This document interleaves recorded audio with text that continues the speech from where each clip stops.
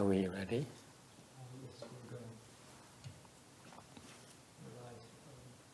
We live? Okay, here we go. Here's Venerable Sienra to speak Dharma for us tonight. Good evening, everyone. Xin chào quý vị. Today is the second time I've been sitting here and speaking Dharma to all of you. A little bit nervous and shaking and just don't know what to say, but I'll try my best.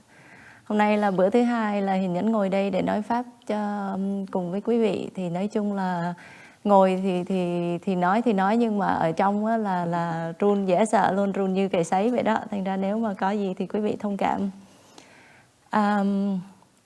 You know, we have a Vietnamese TV show.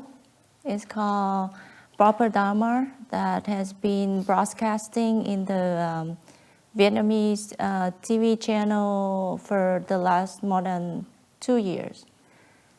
Thầy chùa mình có cái chương trình TV phát trên đài VNA 57.3 mỗi tuần á, là có cái tên gọi là Chánh Pháp Như Lai. Đã phát sóng là hơn 2 năm rồi. So it's been 2 years and Master has sharing a lot of good Dharma to the Vietnamese community. And I found that some of the material probably hasn't available in English yet, or at least Master hasn't translated into English yet. So I thought that I could like to bring it up so that we can share it with the English-speaking community. Probably will be translated. So that give you something to do. Thì trong 2 năm rồi thì thầy cũng giảng rất là nhiều cái pháp, có rất là nhiều cái bài giảng thì nhận thấy rất là hay, nhưng mà chưa có dịch qua tiếng Anh được. Thì Nhẫn cũng muốn nhân cái cơ hội này đó mang ra để mà bàn thảo. Thì có gì là thầy sẽ giảng rồi cho những cái người nói tiếng Anh họ hiểu thêm về những cái pháp mà thầy chia sẻ cùng với lại cái cộng đồng người Việt Nam. So today I would like to share with you one of the very famous Koan about Mazu. Hôm nay Nhẫn muốn chia sẻ với quý vị là công án của Mã Tổ. So before we go into the Koan, I would like to give you an overview about the lineage of the Chan lineage that talking about Mazu. So probably most of you already know from the lecture 2 weeks ago that Master go over that the Chan lineage that we are practicing is belong to Wei Yang lineage that Master Xuyên Hoa brought into the US in the 1960. Thì cái dòng của mình tu là dòng quy ngưỡng do Hòa Thượng Tuyên Hóa mang từ bên Trung Quốc tới nước Mỹ là từ những năm 1960. So go back to the history, Bodhidharma was the 28th patriarch from Shakyamuni Buddha. Thì lục tổ sơ tổ Bồ Đề Đạt Ma là cái tổ thứ 28 tính từ thời Đức Phật Thích Ca Mâu Ni truyền xuống cho ngài A Nan, rồi tổ Bồ Đề Đạt Ma mới mang cái thiền tông qua bên nước Trung Hoa. Thì tổ Bồ Đề Đạt Ma là được xem như là sơ tổ đầu tiên của thiền tông Trung Hoa. So before Bodhidharma bring the Chan lineage into China, back then, it was not considered an orthodox Buddhist in China. Trước khi tổ Bồ Đà Đạt Ma mang cái thiền tông qua bên Trung Hoa, thì Trung Hoa chưa được gọi là có chánh pháp Như Lai. So, before that, Master Xuyên Trang, ngài Huyền Trang trước đó là đã qua bên Ấn Độ để mà thỉnh kinh về. Master Xuyên Trang went to India and brought a lot of sutra teaching from India to China. A lot of Dharma Master has been translated into Chinese and explaining, but none of them achieve enlightenment yet. The highest level they get is just fourth stage Arhat. Thì trước ngày Bồ Đề Đạt Ma thì ngài Huyền Trang đã mang kinh sách từ Ấn Độ về bên Trung Hoa, rồi cũng có nhiều các thầy, các trưởng lão đã dịch qua từ tiếng Phạn, từ tiếng Sanskrit qua bên tiếng Tàu, có giảng kinh thuyết pháp, nhưng mà thực ra là vẫn chưa gọi là chánh pháp Như Lai, tại vì chưa có ai đắc giác ngộ hết. Lúc đó cái trình độ cao nhất mà các ngài đạt tới chỉ là tứ quả A La Hán thôi. That's not correct. I'm sai. In fact, there used to be when Buddhist scriptures was sent from India to China. Lúc trước khi mà lúc sơ khai đó thì kinh điển được truyền từ Ấn Độ qua nước Trung Hoa. A lot of masters, Chinese masters, were lecturing and explaining these sutras as well, translating them. Hồi đó có nhiều vị sư dịch ra và giảng những kinh này. But the reason it's not really called the proper Dharma hasn't arrived to China yet. Điều đó không thể nào gọi là chánh pháp đã được truyền qua Trung Hoa, because usually it's not associated with the people or the fact people are enlightened. Thực sự không phải là nó liên hệ về là có người đã giác ngộ là không. I assure you back then there were a lot of enlightened people as well. Hồi đó là chắc chắn là có rất nhiều người đắc giác ngộ rồi. Okay. But it was not considered that China didn't have the proper Dharma. Để hồi đó không thể nào gọi là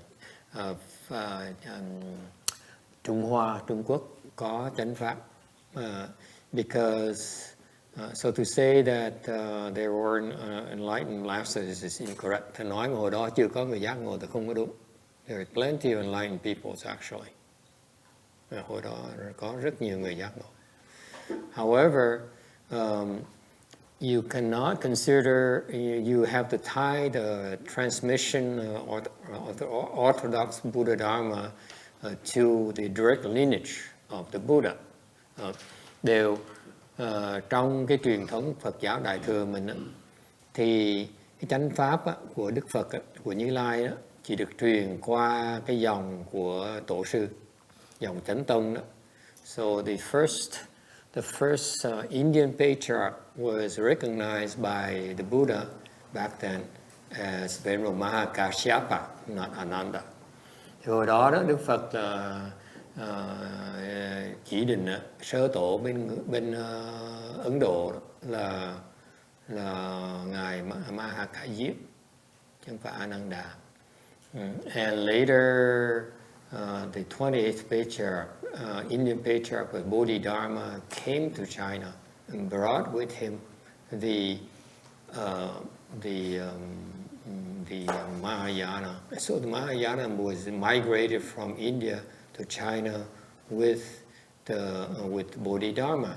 Bởi vì vậy, thời đó khi mà ngài Bồ Đề Đạt Ma, thế tổ thứ 28, đem cái Phật pháp từ Ấn Độ qua bên Tàu thì mới gọi là chánh thức, là chánh pháp Như Lai đã truyền qua bên Trung Quốc. And it means that later, even though Bodhidharma went back to India, or died in China, actually went back to India, even though it manifested dying in China. Thiệt sự sau đó Bồ Đề Đạt Ma dầu trở về lại Ấn Độ, mặc dầu là thể hiện ra là mình bị chết trên Trung Quốc, thì ra trở về Ấn Độ. He designated his successor as a monk in China already, in Chinese monk already, by Venerable Shen Quang. Thì lúc đó ngài Bồ Đề Đạt Ma mới chọn cái người nhị tổ đó, người Tàu đó, là ngài Thần Quang. Sau này đổi thành gọi là Hiền Khả, Huệ Khả, which later he chose a name, goes by the name of Huệ Khả, or wisdom and ability.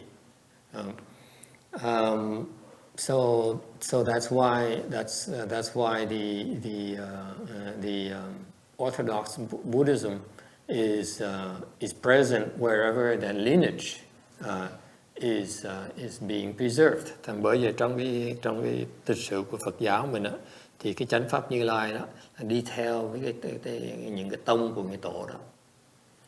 Does it make sense to you? Is it clear to you? And later, in the 1960s, Master Shenhua was the last known patriarch in China. He came to America with the intention of moving Mahayana to America. Rồi sau này lúc 1960 đó, ngài Tuyên Hóa đó là vị tổ cuối cùng ở bên người Trung Hoa đó mới đem cái chánh pháp Như Lai từ Trung Quốc qua bên xứ Mỹ. Thì đó chính thức là cái Phật pháp được truyền từ Trung Quốc qua xứ Mỹ. And later he designated a second patriarch và chọn nhị tổ rồi. So officially the Buddha Dharma was transmitted then to the U.S. Bởi vậy cái chánh pháp được truyền vào xứ Mỹ ngay bây giờ. Alright, so what Venerable Xianzhe just said about the fact that there's no enlightened people is incorrect. Thành câu trả lời nó hơi dài dòng một tí. Đều đính chính là sư cô Hiền nhận là hồi đó có rất nhiều người giác ngộ. There are a lot of enlightened people at that time. So Master, they have a lot of enlightenment being, but does it mean that they don't really have a methodology to teach the disciple? Phải không thầy? Là lúc đó là trước khi tổ Bồ Đề Đạt Ma qua bên Trung Quốc thì những người ở bên Trung Quốc vẫn không có một cái phương pháp chính thức nào để mà huấn luyện đệ tử để đắc giác ngộ hết phải không? That may not be correct either. Cái đó cũng chưa chắc nữa. Because if you're an enlightened master and you choose to teach enlightened person, whether you're a lay person or a left form person, and you choose to teach someone, there's no reason why that person cannot be enlightened either. Cái đó không đúng nữa, tại vì nếu như cái vị đã giác ngộ rồi mà có thể người tại gia xuất gia mà giác ngộ rồi mà chọn dạy một người đó thì người đó cũng có thể giác ngộ được như thường. Không cần thiết phải xuất gia, không cần thiết phải là nhất thiết phải cần tại gia hoặc là xuất gia. Okay, so the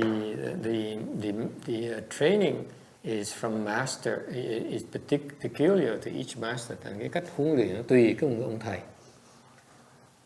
Alright. For example, ví dụ in my master's time, Master Shenhua's time, cái thời ngài Tuyên Hóa, the patriarch back then was Venerable Xu Yun. Đời đó tổ sư đó hồi đó là ngài Hư Vân, hòa thượng Hư Vân.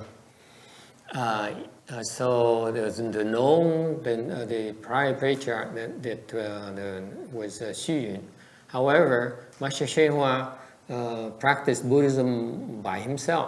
Mặc dù như vậy, ngài Tuyên Hóa tu cái Phật pháp với một mình thôi.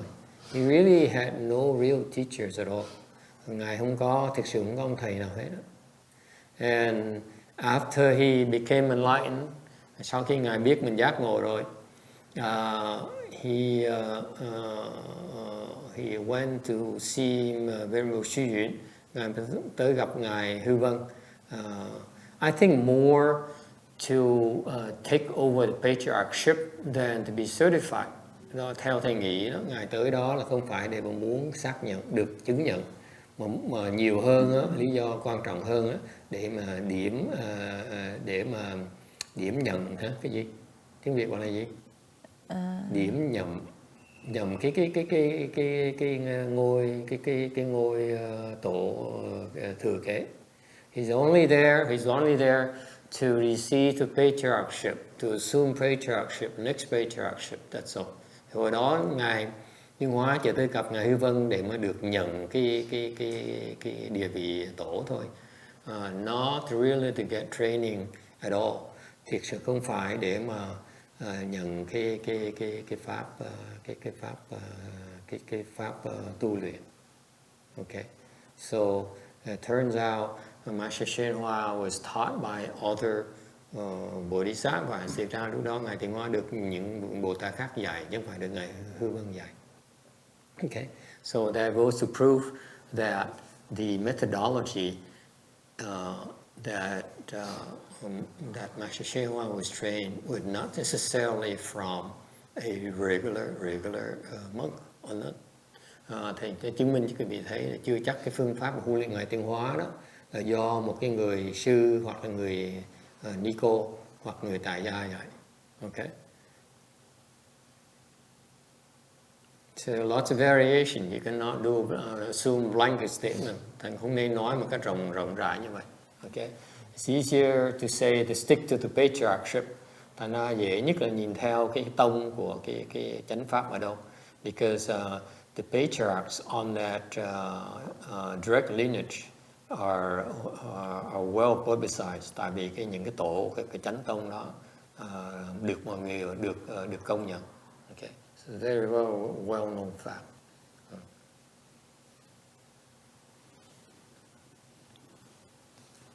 So after Bodhidharma transmit the Dharma to second patriarch, Hui Ke, and from the second to the fifth patriarch, the Dharma is not really popular to the people. Từ sau nhị tổ Huệ Khả cho tới tam tổ, tứ tổ, ngũ tổ, Hoàng Nhẫn thì ngũ tổ, tứ tổ thì Thiền tông ở bên Trung Hoa cũng chưa có được biết đến nhiều. Then chỉ có tới khi mà lục tổ Huệ Năng nhận pháp từ ngũ tổ thì lúc đó Thiền tông của Trung Hoa mới được thực sự gọi là phát triển rực rỡ. So only until the sixth patriarch Huệ Năng got the so sorry Master, I lost my words. Can you help to translate? Translate what? Là chỉ tính từ sau khi lục tổ Huệ Năng lên thì lúc đó cái Thiền tông Trung Hoa mới thực sự là phát triển vượt bậc, mà mới công chúng mới nhiều người biết tới. Oh, then after it's not until the sixth patriarch, Venerable Huệ Năng, that the Chan school became more well known. What's so difficult about that vocabulary? I don't know. And then after the sixth patriarch, then he transmit to Bai Chang, and then Bai Chang transmit the Dharma to Mazu. So Mazu is more or less considered the eighth patriarch. Thì sau khi lục tổ Huệ Năng chính thức ra là lục tổ Huệ Năng là cái người cuối cùng mà được nhận y bát. Sau khi lục tổ Huệ Năng thì sẽ là không có còn truyền y bát nữa, nhưng mà có rất là nhiều đệ tử đắc pháp từ ngài. Thì một trong những cái đệ tử đắc pháp là ngài Bách Trượng, rồi Bách Trượng truyền pháp cho ngài Mã Tổ. Thì Mã Tổ coi như cũng được xem như là tổ thứ 8 của Thiền tông Trung Hoa.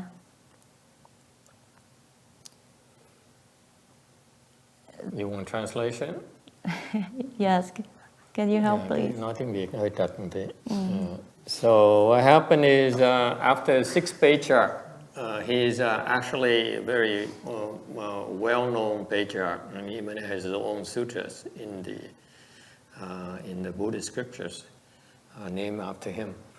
Based on his teachings. Ngài lục tổ là ngài nổi tiếng, một trong vị tổ rất là nổi tiếng trong cái lịch sử Phật giáo, là tại vì ngài có cái kinh lục tổ luôn nữa, kinh chép lại những cái lời ngài dạy. is the only sutra actually that records a patriarch's teaching. Đó là cái kinh duy nhất mà chép lại những cái lời dạy của một cái vị tổ, mà gọi là kinh của Phật, and it's considered to be a Buddhist sutra. So it's very, very unique. After the sixth patriarch, he trained his grandson. There's two more layers until Patriarch Mazu. Thì tới cái đời cháu của ông đó, là đời Mã Tổ Thiền sư đó, thì tổ sư đó thì mới cái thiệt sự là cái Hiền tông là mạnh nhất. And that's when the Chinese Chan school became very, very strong, very influential in the Chinese culture. Trong cái văn hóa người Trung Hoa đó, mới bắt đầu thấy cái sự ảnh hưởng rất lớn của cái Thiền tông của Phật giáo. And why is Mazu so famous? Tại sao ngài Mã Tổ nổi tiếng như vậy? Because he's the first patriarch who organized the meditation centers, meditation temples. Thầy Mã Tổ là người đầu tiên ấy đó mà tổ chức mấy cái thiền viện mà lúc trước chưa có. Before that, there really were no Chan temples. Trước đó chưa có cái thiền viện. And you only have a small temple and where people practice meditation. Tại trước đó chỉ có mấy cái chỗ dạy thiền, chỉ chỗ chức nhỏ thôi. Ngài Mã Tổ mới lập cái thiền viện. Mazu established Chan temples where a lot of monks and nuns received training. Rồi đó mấy cái thiền viện đó ngài Mã Tổ lập ra đó thì có rất nhiều người tăng ni tu hành ở đó. And his disciple, he has many great disciples. Mã Tổ có rất nhiều người đệ tử rất là nổi tiếng. Many of them are enlightened. Có những người nổi tiếng và đều giác ngộ.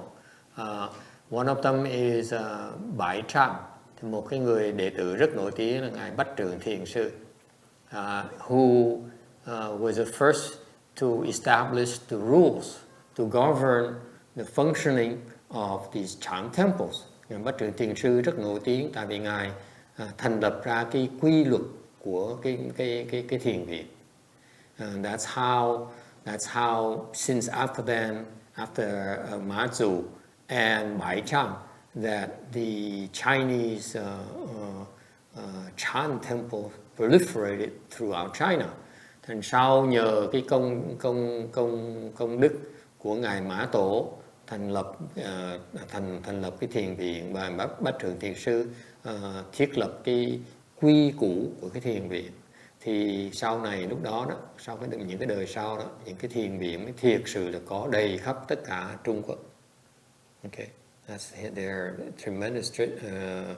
tremendous contribution to the Chan school in China. And not only that, they also train very, very advanced Chan masters as well. Không phải như vậy không, mà còn đào tạo rất nhiều cái vị thiền sư rất là giỏi. So the Koan that I like to share with you today is talking about Mazu and his student named Dang In Phong.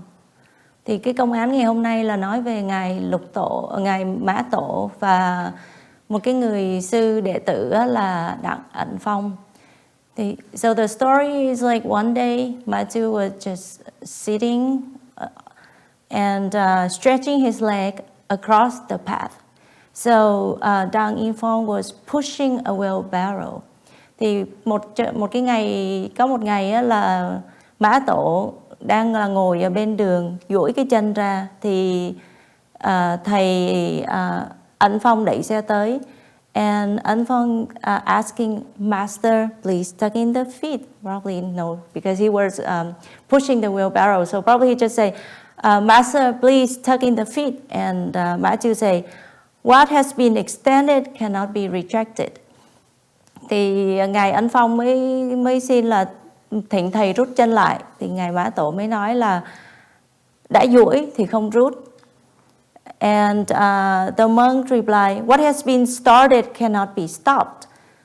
Ngài Ấn Phong mới nói là đã tiến thì không lùi. Then he pushed the wheelbarrow over Mazu's feet.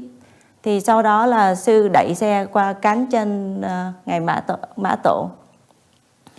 And Mazu was hurt, but then he hobbled to the Dharma hall, seizing an axe and shout, the rascal who hurt my feet, come out. And ngài Mã Tổ thì đi cà nhắc về bên pháp đường, rồi tức quá cầm cây búa bây giờ lên, đứa nào làm lão tăng bị thương ra đây.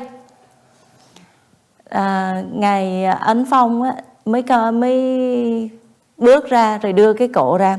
Then the monk just come out and tuck out his neck like this, and Mazu laid down his axe. Thì ngài Mã Tổ mới buông cái búa xuống. So I have the Chinese text also for Chinese speaking people for reference. So what do you think about the story? Is there anything strange, abnormal to you? Or the whole thing sounds like doesn't really make sense at all? Quý vị có thấy là cái công án này nó có điểm gì nghe nó khác thường không? Hay là từ đầu tới cuối thấy không có hiểu gì hết? Thật ra bản thân Hiền Nhẫn là đọc cái này thì cũng không hiểu gì hết. Chỉ có nghiên cứu rồi bây giờ là nói lại lý thuyết cho quý vị nghe thôi. So I personally don't understand this story at all, but because I would like to bring it up so Master can explain more. So Thank you very much. So what do you think?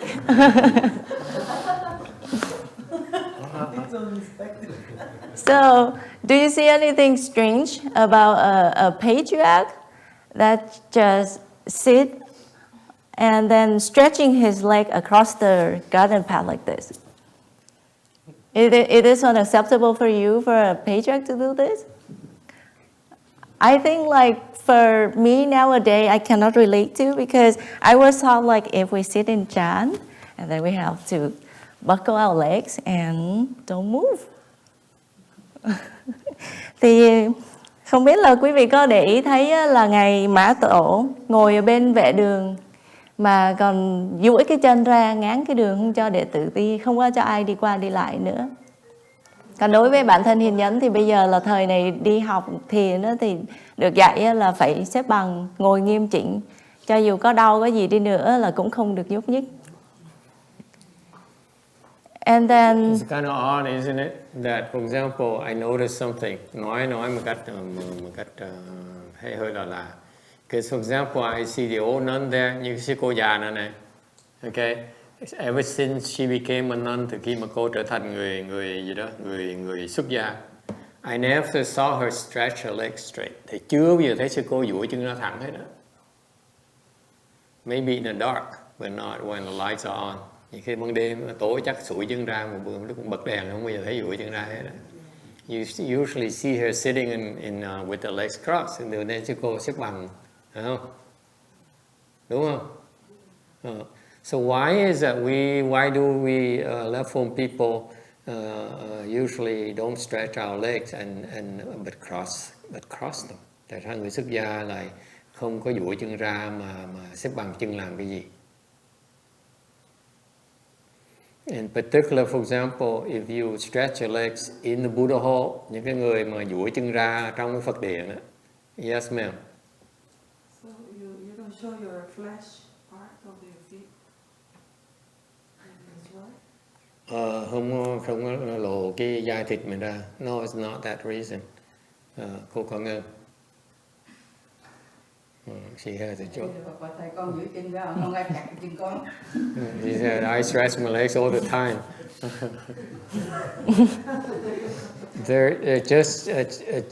There's a little tidbit of knowledge you may want to know, but you may not like it. Thầy có muốn nói cái vị biết cái chuyện này, mà cái vị biết rồi chắc không thích, không muốn biết đâu. Yes sir. I heard when you sit in the Buddha hall and you stretch your leg out like this and sit for a long time, you will become a snake. In your next life or something like that.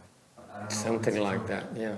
My master, Venerable Shehua says, if you go to a Buddha hall or you stretch your legs in front of the statues, Buddha images, Ngài Tiến Hóa Ngài nói, nếu như quý vị nếu trong cái chỗ quý vị ở, cái chỗ quý vị ở đó nó có cái tượng Phật, tượng hình Phật, mà quý vị duỗi chân thẳng ra, you stretch your legs like that, okay, then you in the future you become a snake. Trong tương lai quý vị thành làm rắn.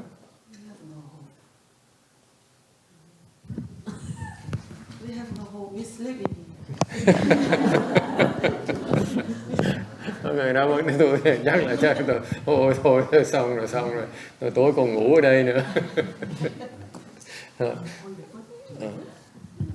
Then the more often you stretch your legs, the more times you become a snake. Nên duỗi chân bao nhiêu lần càng nhiều thì bữa nào sẽ thành rắn nhiều lần hơn nữa. Yes ma'am. What if you point the butt to the Buddha? What if you point your butt to the Buddha? I don't know what's the consequences. I assure you it's not good either. Có người nếu như mình trộn đít và tượng Phật thì sao? Thì nói thầy không biết. Thì chắc chắn là nó còn tệ hơn là duỗi chân ra nữa. I bet you it's a lot worse than stretching your legs. Yes, ma'am. But the thing is, Master told us not to say anything to newcomers. So basically, everybody, almost like 85% of us, stretched when we first came. Thì thường ai cũng đỡ duỗi chân ra hết á. Okay. When they first came or when the legs are hurting. Không phải là có người nói là tại vì mình biết mà không dám nói mấy người mới tới, thành ra thầy nói là không phải riêng nói mấy người mới tới không, mà những cái khi mà quý vị mà chân đau quá quý vị cũng duỗi chân ra, rắn không duỗi như thường. Whether you become a snake or not, you stretch your legs, okay? Forget it. That's why we don't tell people. Vậy chúng tôi mới không có nói chuyện đó. What's the point? If you do Chan Chi and you meditate and your legs hurt so much, you don't care, you just ngồi thiền mới xếp bằng chân ở đâu quá, đương nhiên phải duỗi rồi. Rắn mình cũng duỗi như thường, right? Yes. So if you tell you about it, then you're not gonna cross your legs in the first place, and you don't come to the temple in the first place. Nếu nói cái vị biết vì không muốn tới chùa làm gì nữa. So just to let you know, nói cho quý vị biết, be careful, be cẩn thận một tí. You come to our temple, when you stretch your legs like that, we know you'll be stretching your legs. Our temple, Master Shehua's temples. Quý vị tới chùa chúng tôi, tới chùa Ngài Tiến Hóa mà duỗi chân ra như vậy, thì we will cover for you. Chúng tôi đợi cho quý vị. Okay? Because we cannot teach you chant, make you cross your legs, and then knowing full well you stretch your legs anyway.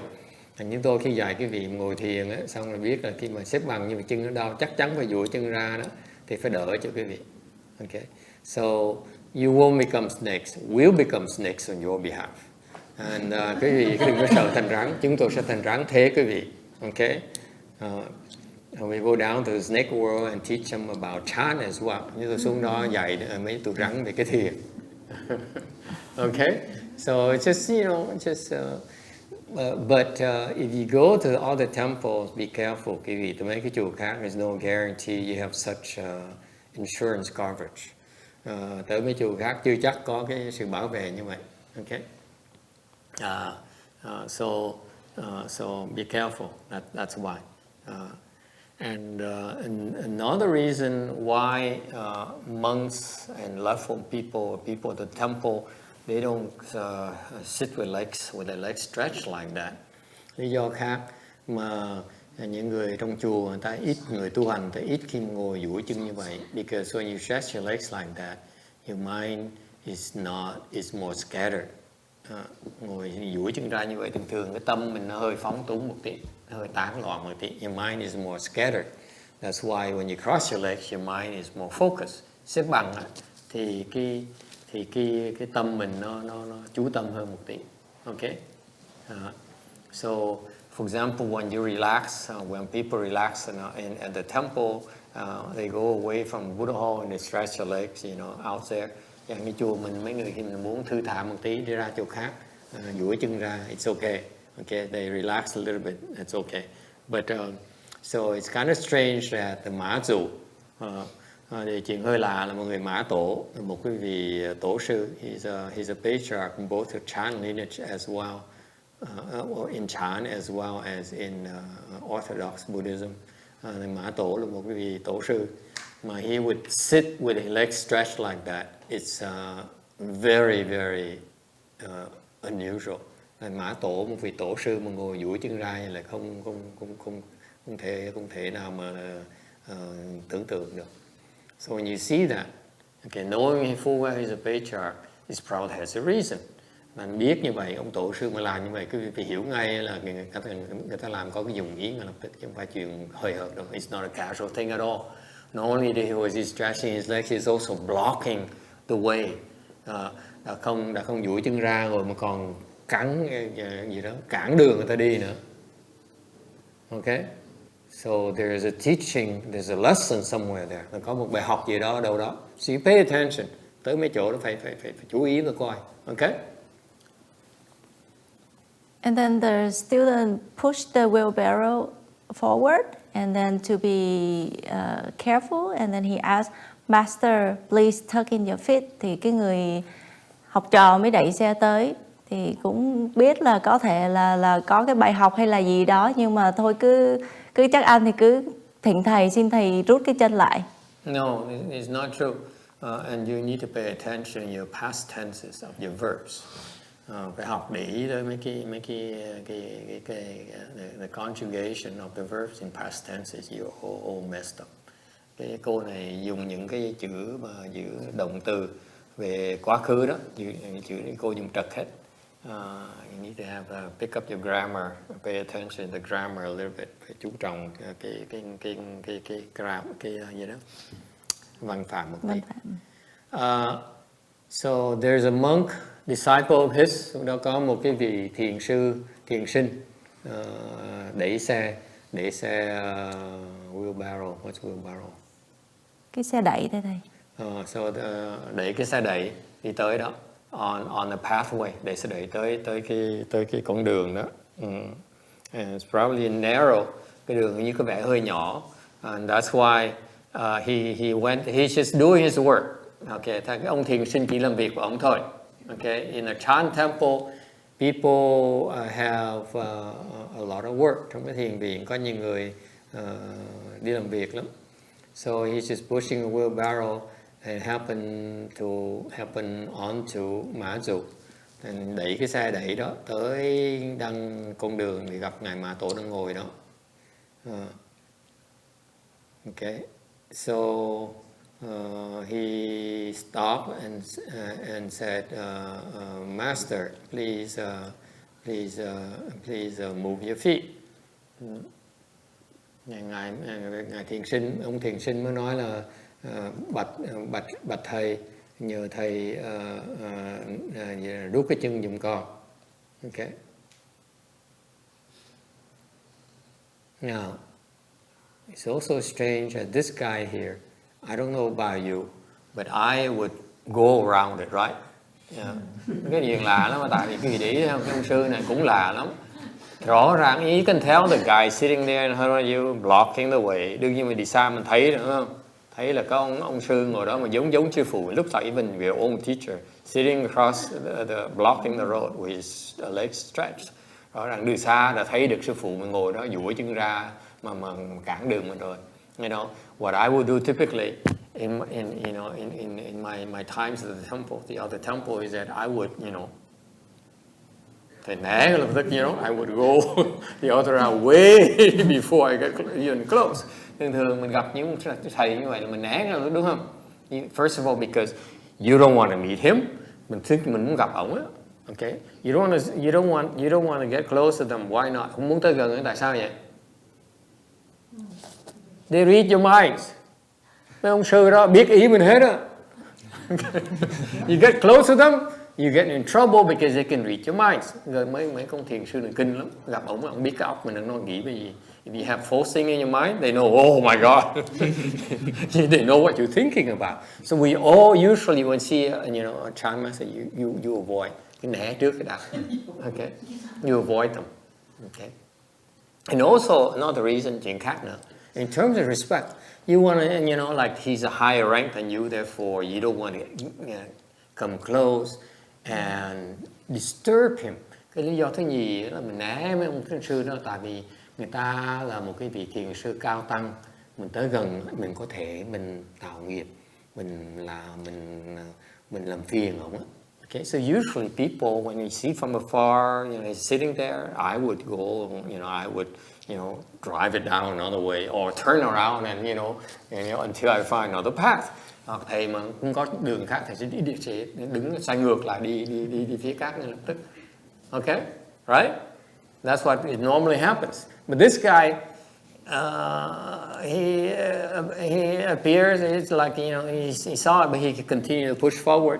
Thấy như vậy vẫn để xe đẩy tới như thường. And then he stopped, okay, ngừng lại. Nhờ sư phụ mình rút cái chân. Okay.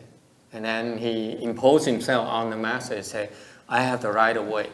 You cannot block my path. Nó rất tức cười, ông nói là để khai nói là nhờ thầy rút chân, có nghĩa là thầy không có quyền cản đường của tôi đi.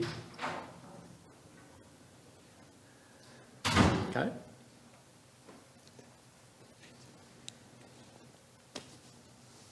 And the master responds, what has been extended cannot be retracted. And this is a typical of the Chan teachings.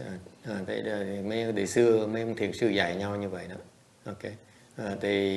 It's called Chan repartee, Chan exchange, Chan dialogue exchange. Cái đó gọi là cái mấy thiền sư đời xưa đó nói như vậy, nói nó qua nó lại. Okay.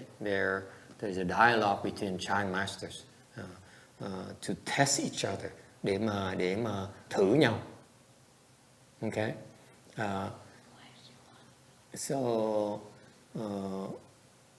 Thì môn sư thì nói là yêu cầu sư phụ rút chân lui. So the student says, Master, please retract your feet.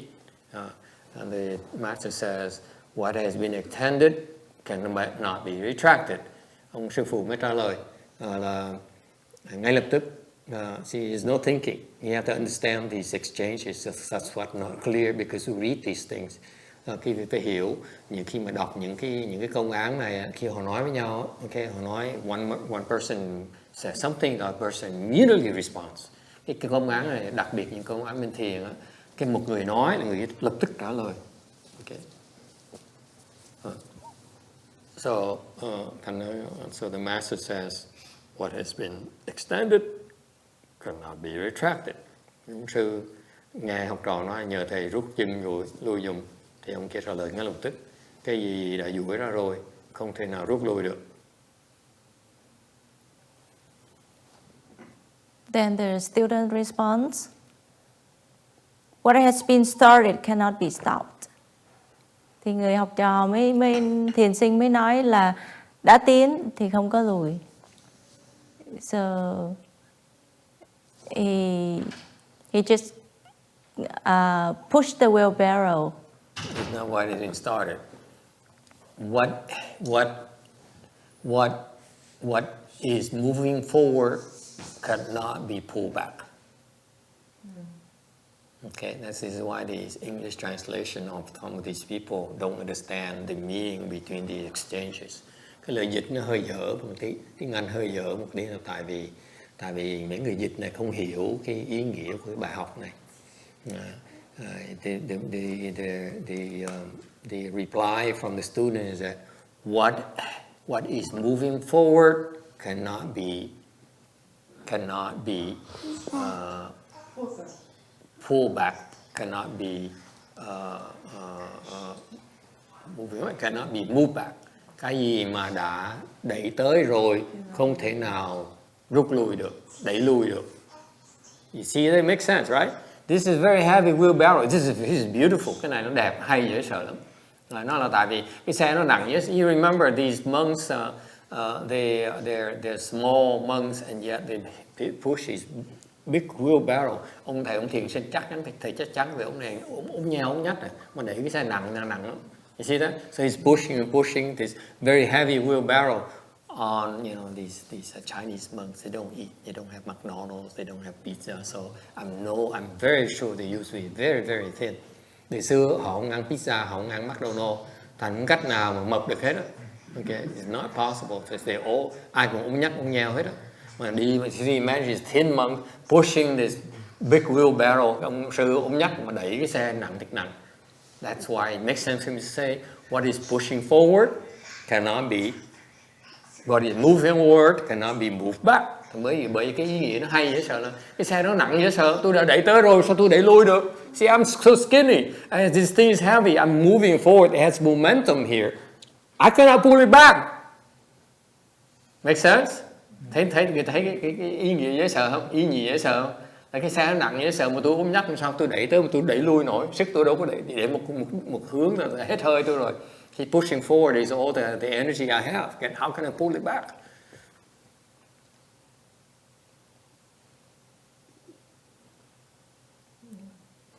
And then another detail is like when he pushed the wheelbarrow over, and it doesn't seem like it break the Mazu feet at all. Thì khi mà đẩy cái chân qua như vậy thì thực ra là Mã Tổ không có bị gãy chân, mà thường cái xe nó mà nặng quá như vậy là bao giờ là cái chân cũng rất là dễ bị gãy. Cái bàn chân của mình, cái xương nó cũng mềm phải không cô Kim? Especially wheelbarrow back then, wooden wheels. It's not like Steel. rubber wheels that we have nowadays. Từ xưa mấy cái xe đẩy đó là xe bằng cái bánh xe nó bằng gỗ. Mà đẩy qua như one detail there shows that when you indicates that if you do chant, your bones actually become denser and much stronger. Đó là chứng minh cho quý vị thấy quý vị thiền đó, thì cái xương quý vị nó cứng, cái ngày nó cần cứng thêm. Alright? Can we test it? Yeah, try it on your own. Thử sư cô thì biết ngay. No. Có người hỏi là nếu mà cái xương thiền mà xương cứng như vậy thầy con thử có được không? Thầy kêu chứ thử xem thử coi bây giờ đẩy cái xe qua sư cô xem sư cô chịu được không? No, don't do it. Too harsh. It says, please spare me, she says. Rồi cái thằng không đẩy trở lại. Không sợ.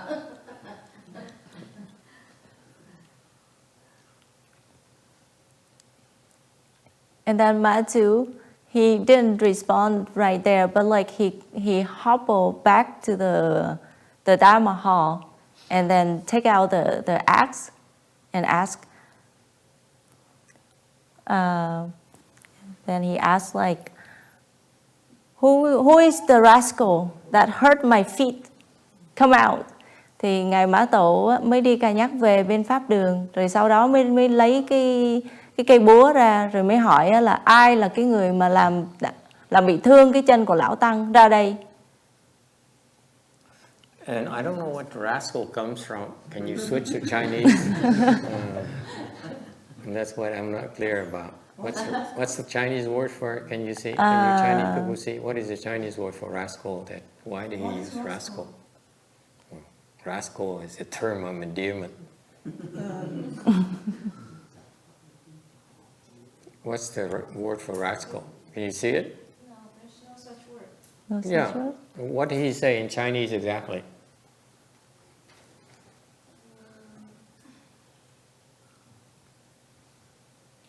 Here, this one I don't understand either. I have a different version of Chinese. What word did he say to call out the culprit? Don't bring that. I Jared, don't understand. come the here. first Don't two bring words. that. Put that in your I ear. cannot translate the first two words. I No, don't Jared, completely come here. understand that whole sentence. Jared, It's an ancient saying. But I think it's more like it didn't ask who, it just says come out. You do that, cool. There's in the Chinese sentence there's no subject, there's no who. It just says. Can you show me? Can you show me the Chinese text, please?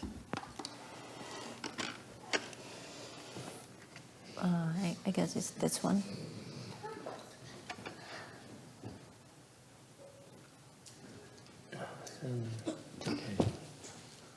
Vô lại 什么？是来，是来是什么？ Yeah, that's the part I don't know. And what's the next character? Look it up. Yeah. What's 是来? What's the next character? What does it mean? 是来年损老身脚底. 年损. Oh, 年 is good to crush. Running Yeah. over. To crush it. Yeah, good. My 是来. So 是来, what does 是来 mean? Niễn tiếng Hán là tiếng Cản. Hán dịch qua là thích lai, niễn tổn, lão tăng cước để, xuất lai. Là niễn là giống như là nghiền nát ra đó. 是来是什么意思? The first two Chinese characters. 是来. Oh, it's like the 刚才. Ah, 刚才. 刚才. Okay, okay. It didn't say whom, it just says 刚才. Right. Run over my feet. Uh-huh. Come up. Right. So You that's see, the that's why these translations are too liberal.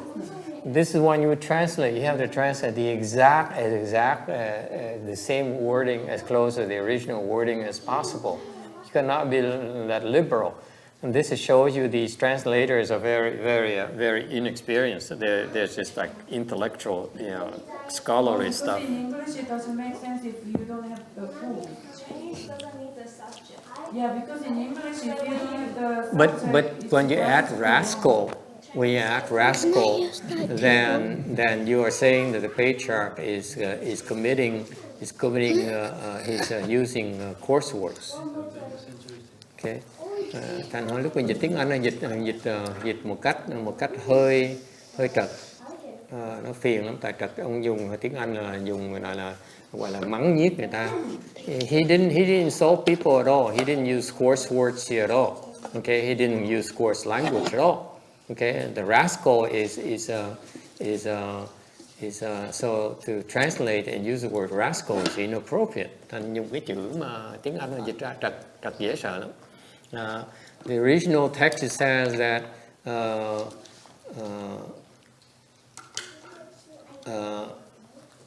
the person who just crushed this old monk's legs.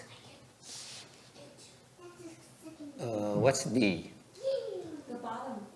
So crushed my lower legs. Come up, right? That's all it says.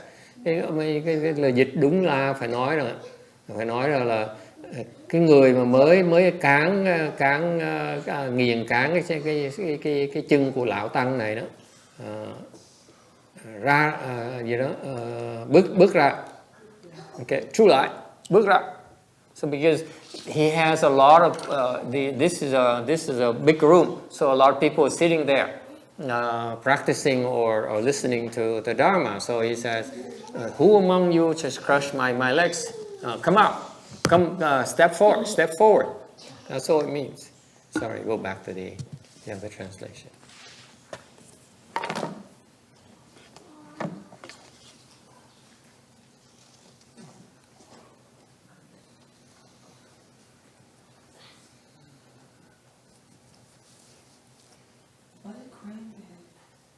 And then Vietnamese is also very liberal as well. Không phải là bị thương mà là nghiền nát. Nghiền hư, nghiền xuẩn là nghiền bị Tổn thương, nghiễn tổn. Nghiễn tổn. Okay. Nó cán cái chân tao để mà chân tao bị thương rồi, chứ không phải là and so come up. All right. And holding a hatchet. cầm cái búa mà nói như vậy. So the young monk immediately step out. Ông sư lập tức đi ra. You see, you have to remember, it's very very fast. Nó rất là lẹ. Ông bước từ bước ra, okay, and kneel down, right? No, he take out his head like this.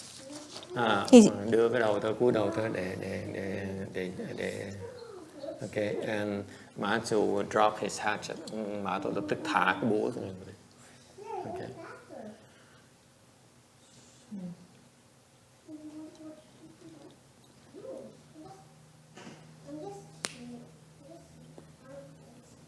We're waiting, Master Shinran, for your teachings.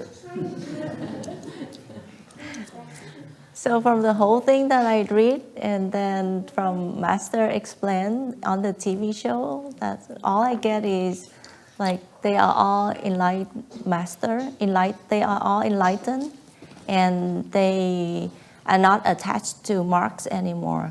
Thì qua cái công án này mà thì Nhẫn cũng không có biết gì hết, nhưng mà chỉ có nghe cái lời giảng của thầy ở trên TV thì biết được á, là cả Mã Tổ và cả cái người đệ tử là đều không có còn chấp tướng nữa. Cái Mã Tổ khi mà ngài thử thách người học trò á, là ngáng cái chân ra để xem thử coi người học trò có còn chấp cái tướng là sợ làm thầy của mình bị thương hay không. So Mazu, he stretched his legs out to test to see whether his disciple was still attached, still afraid to hurt the master or not. So he stretched out his leg and then he blocked the road. So the student know that the master is testing.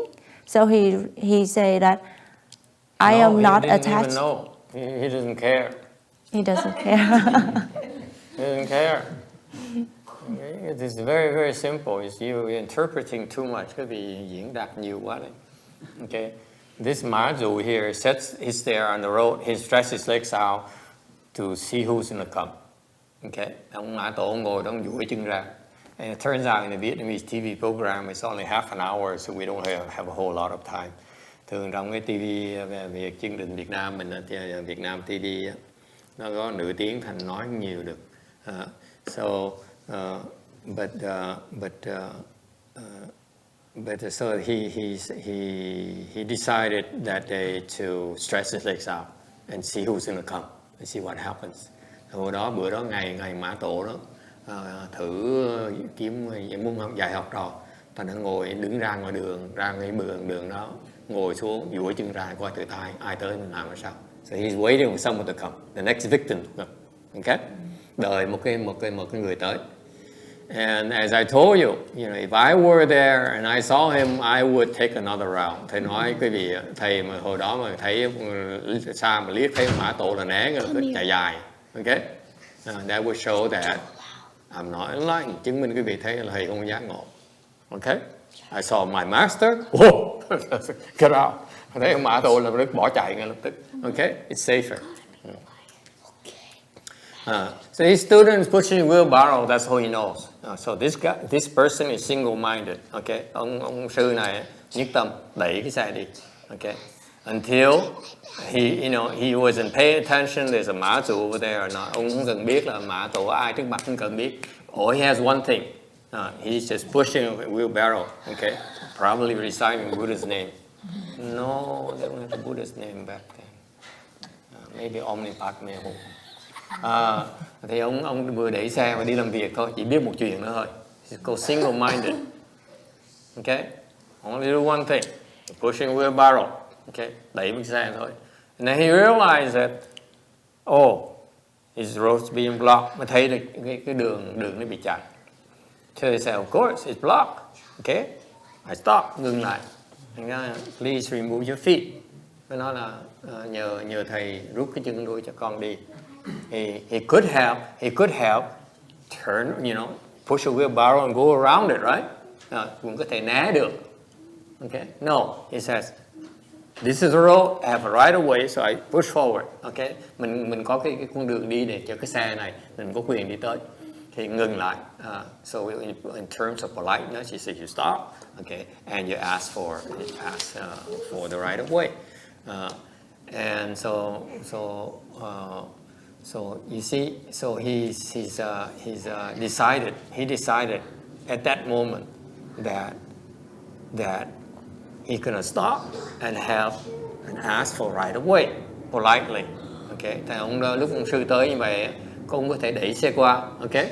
Không. There's no rhyme or reason. Lúc đó không cần lý do. He decided at the very moment to stop and ask, please withdraw your feet. Okay? Ngừng lại. Nhờ thầy rút cái chân lui cho con. Alright? That's all he does. He could have pushed around it, then there's no problem. Nếu ông đẩy xung quanh không có vấn đề gì hết. But he decided. Why do you think he decided? Biết cái vì tại sao? Would you like to know why? Because it's a simple thing for Shana, who is smart, and I know you are smart. Okay, so my master's there, and I'm here, and I might as well push around it. So what's a big deal, right? Mình thầy mình ở đó, mình đẩy xung quanh thì có gì đâu, có vấn đề gì đâu. So why did he stop? Tại sao ngừng lại? Why? This is not available in Vietnamese. That's why we don't translate these things to English. Tại sao ông ngừng lại làm cái gì? This is out of compassion that the student doesn't want to hurt Vì the từ bi, master. đừng muốn hại cái chân người ta. Sư cô. Tinh thần mạnh. He says, I'm not afraid of you. Okay? Tinh thần mạnh. The rest of you. Out of respect. Out of respect, vì cung kính. Anyone else? Anyone else?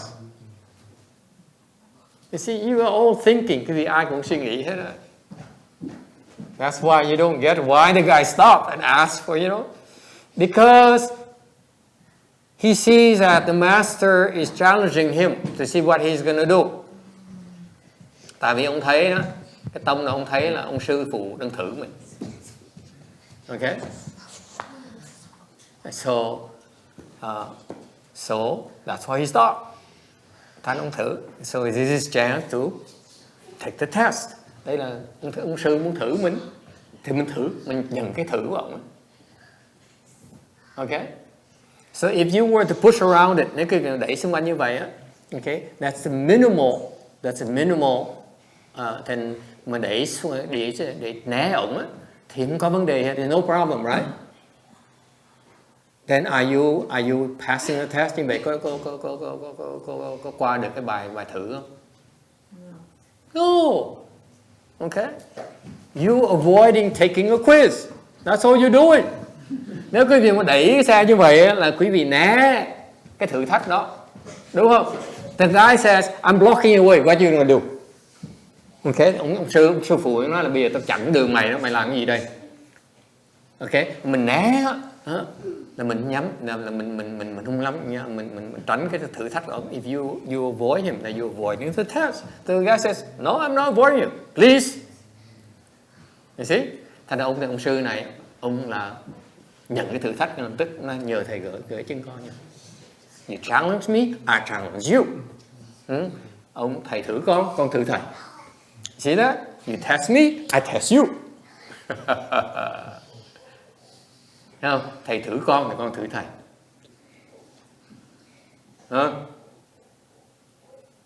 That's what's so fun about this interchange. Okay, so of course the master says, I'm not retracting. Sư nói là, but the Chinese put it in a very, very, very, very elegant way.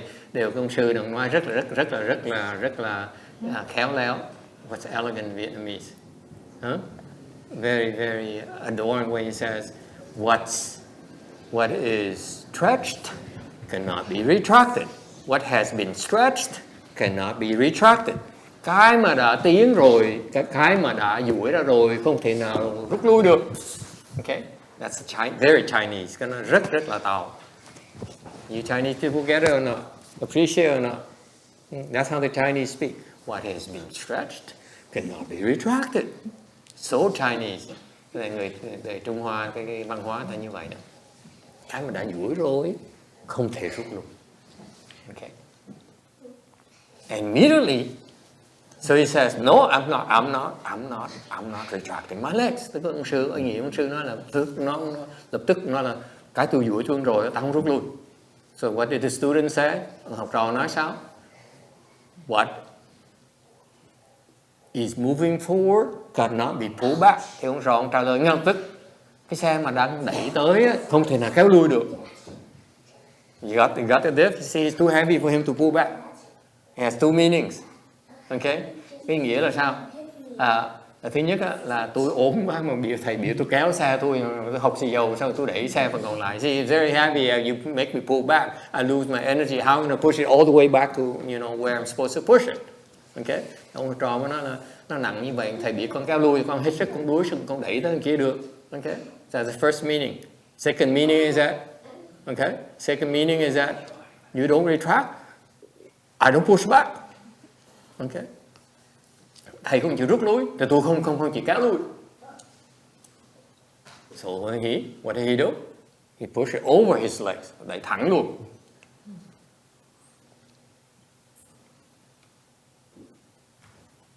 And now the legs are not broken, the bones are not broken, but the muscles are damaged.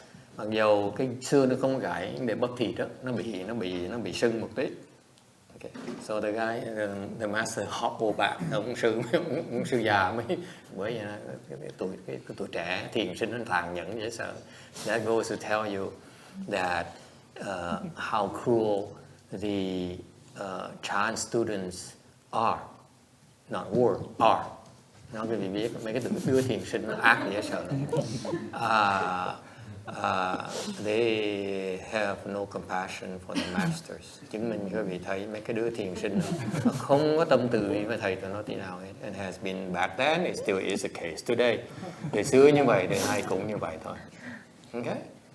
No compassion for an old monk. Đời già cũng không trẻ không tha mà già không thương. Okay? So the master hobbled back, to the Chan hall and said, whoever just pushed the cart over my feet, come up! Cầm cái búa là bại nó, đứa nào hồi nãy đẩy xe qua chân tao đó, lộ gì ra tao coi. And the young monk immediately stepped forward, stick his neck out. Ông sư lập tức bước ra, thảy thòng cái cổ tới để ông chém.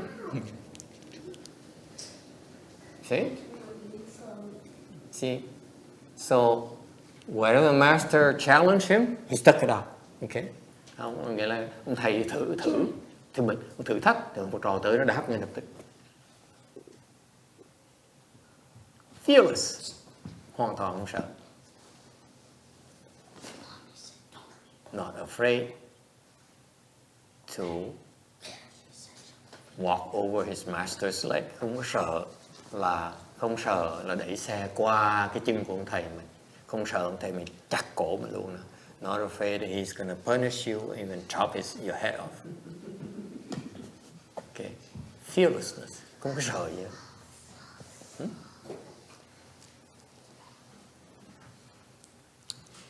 And that's why the Master Mazu realized this guy has passed the test, so he said, okay, done.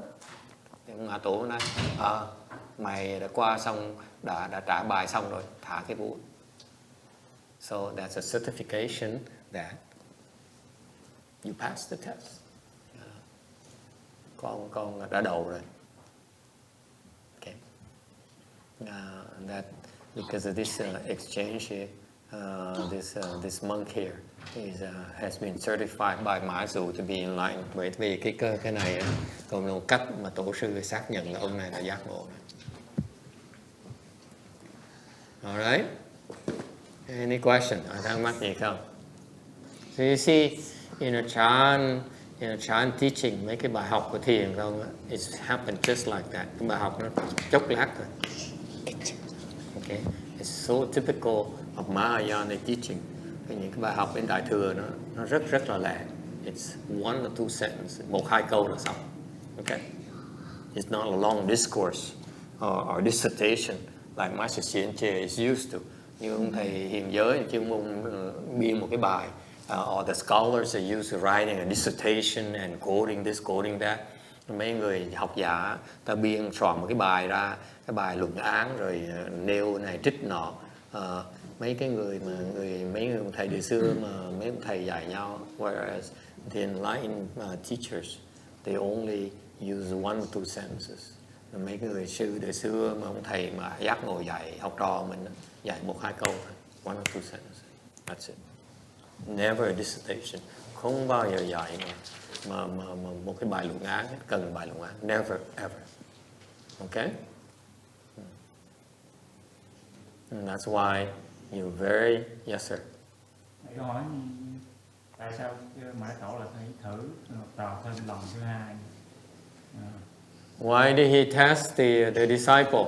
Tại sao thử người học trò lần thứ hai cầm cái búa làm gì? Why did he hold a hatchet and test the disciple again? Tại sao là thử đưa học trò lần thứ hai vậy? Cái búa là gì? What for?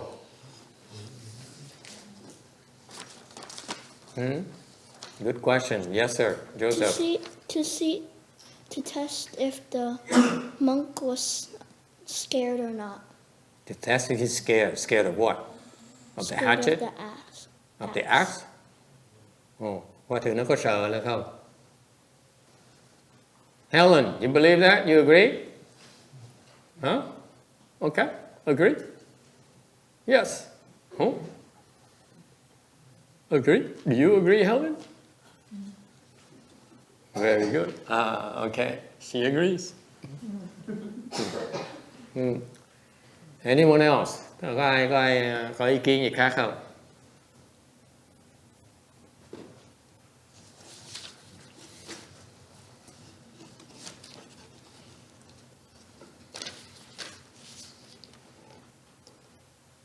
I guess the axe can hurt people and actually can kill you. So probably Mazu want to see whether this monk is still afraid of death or not. Thì Nhẫn nghĩ là có thể là cái cây búa là có thể làm cho mình bị tổn thương hoặc là có thể giết mình luôn. Thì Ngài Mã Tổ mới thử coi cái người đệ tử này là có còn sợ chết hay không.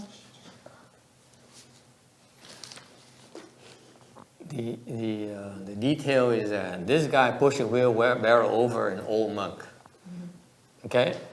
He's not afraid to hurt the old monk. Thứ nhất á, cái người tiền sinh này đẩy cái xe đẩy nó qua cái chân của ông thầy già. Tức có nghĩa là không sợ ông thầy già nó bị thương. Okay? He's not afraid to hurt someone. That's pretty good. Không sợ. Especially he's not afraid to hurt his own master. Không có sợ làm thầy mình bị thương. That's pretty good. Yes? Then the next test is that, is he afraid to get hurt? Cái bài thử phía sau mới hỏi là mày không sợ làm tao bị thương, nhưng mày có sợ bị thương là không? You see that? It's fine for you because you're not getting hurt, but you're gonna get hurt now. You're gonna pay. Yes. Lần này cầm cái búa ra là hăm đó, mày có sợ bị thương là không? And the answer is that no, I'm not. Ông đưa cái cổ ra nó không sợ. Okay? And the beautiful thing is that you could have said, me, me.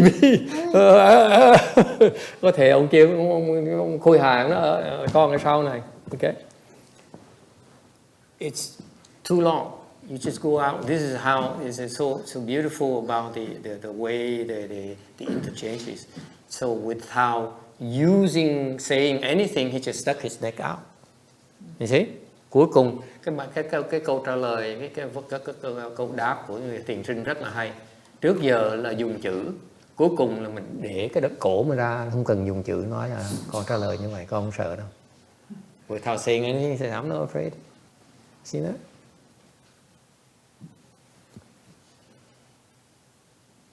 Thú vị không? So, what did he do? He says, he didn't say anything. He didn't say, no, he just stepped up, stuck his neck out.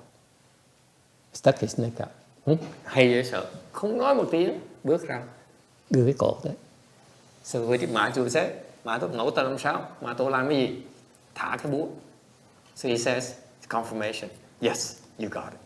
You got it. See this? Also, non-verbal confirmation. Mã Tổ xác nhận, mày hiểu rồi. Thả cái búa mà không nói một tiếng nữa. Hiểu không? You see that? He confirmed it. Yes, you got it.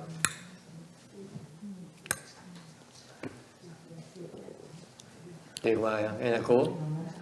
That's so chant. Cái này là thiền tông. Only can you find this in chant, not in any other schools. Không có cái chùa nào, không có cái tông nào mà dạy học trò như vậy. No other schools in Buddhism teach the pupils like this. Không ai dạy được như vậy.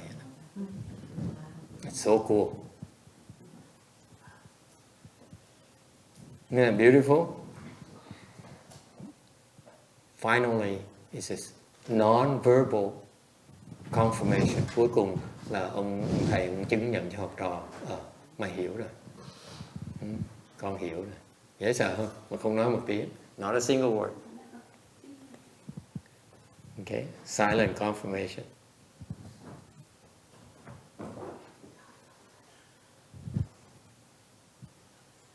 See that how subtle the teaching is. Quý vị thấy cái lời dạy nó vi tế dễ sợ không? Huh? They don't say, they don't say, I love you. Oh, I send you love. Không phải là nó ta cho con cái tình thương của vũ trụ này. Okay. You give energy, I give you blessing. Cho cái vị phước báo. No. You have real wisdom. Con có trí tuệ. All right. Question. Yes, I had a question.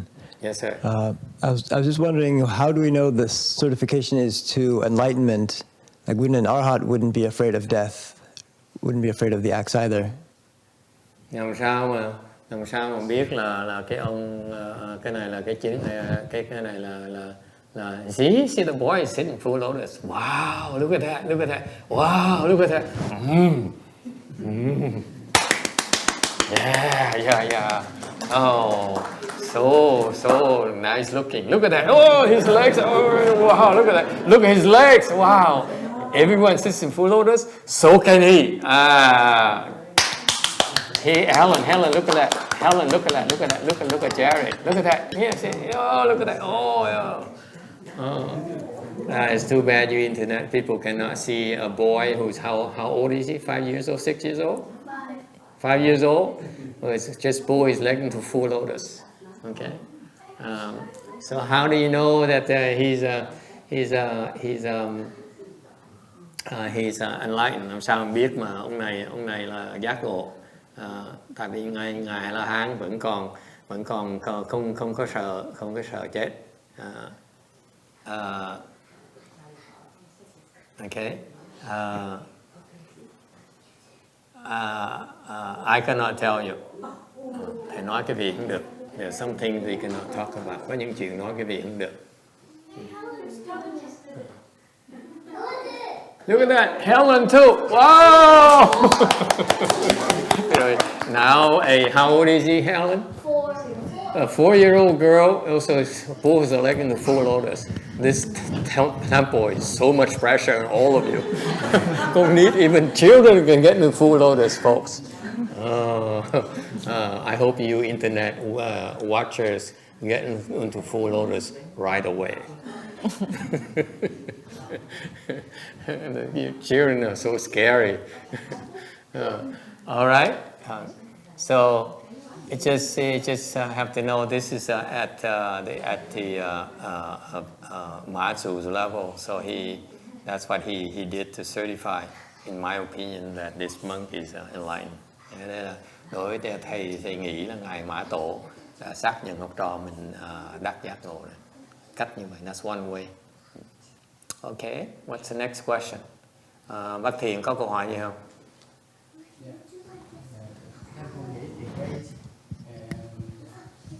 Thử thách đầu tiên của ông thầy học trò là thử học trò có tâm bất thối chuyển. Cái thứ hai thì thì ông thầy thử học trò trong bi trí dũng của Phật thì coi học trò có cái dũng hay không? Cái gì? Cái dũng. Cái dũng. Cái dũng. Cái dũng. Yeah, dũng khí. So bác Thiện nói là bài học đầu tiên, cái thử thách đầu tiên hết đó là gì ha? Bất tâm, bất thối chuyển. Is you have a mind that is non-regressing, and the second test. So the second test is whether he's courageous enough. Bác Thiện, Mr. Thiện here, a scholar, feels that the first test is whether the student's mind is non-regressing, meaning he doesn't regress. And the second test with the hatchet is the test for whether he's brave enough. Okay? What do you think? Các vị nghĩ sao?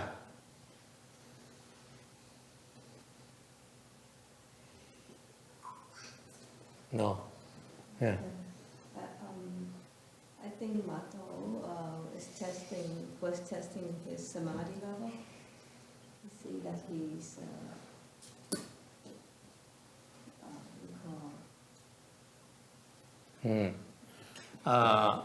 Francis says she feels that Mazu is testing the student samadhi. Cô Francis cô nghĩ là ông thầy đang coi học trò cái thử định lực của học trò mình.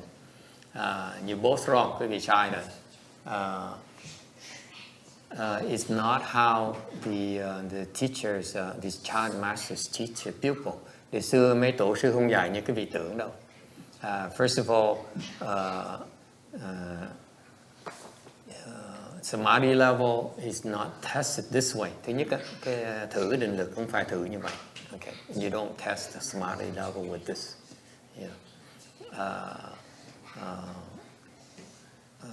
The samadhi level at the Mazu's level, he doesn't have to test you at all. Cái mà tới trình độ ngài Mã Tổ rồi, ngài không cần thử định lực quý vị nữa đâu. He one look at you, he knows which samadhi you're at.